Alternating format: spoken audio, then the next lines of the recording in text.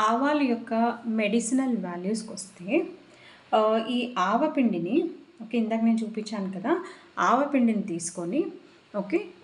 కొబ్బరి నూనె ఇంకా కొంచెం పచ్చ కర్పూరం వేసి మామూలు కర్పూరం వేసేసి మిక్స్ చేసి మన నీ పెయిన్స్ ఎక్కడైతే జాయింట్ పెయిన్స్ ఉన్నాయో అక్కడ రాస్తూ జెంటిల్‌గా మసాజ్ చేస్తే గనుక నీ పెయిన్స్ కంట్రోల్‌లోకి వస్తాయండి. అట్లాగే మనం ఈ ఆవ నూనె ఇందాక నేను చూపించాను కదా!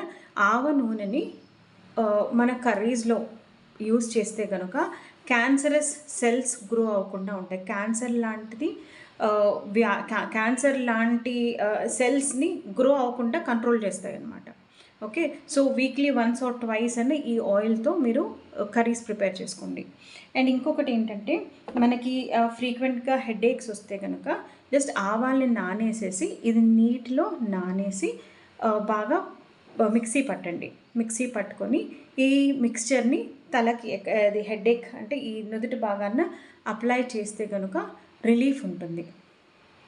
అండ్ ఇంకొక బెనిఫిట్కి వస్తే కనుక ఈ ఆవపిండిని ఓకే. ఆవపిండిని ఆవ నూనెతో కలిపి జుట్టుకి రాసుకుంటే కనుక మనకి బట్టతల కానీ జుట్టు ఊడిపోతున్న అంటే హెయిర్ ఫాల్ ఉంటే కూడా జుట్టు త్వరగా పెరిగే అవకాశం ఎక్కువ ఉంటుందండి. ట్రై చేయండి. 100% రిజల్ట్ ఉంటుంది. న్యాచురల్గా వచ్చేవి ఇవన్నీ మనకి.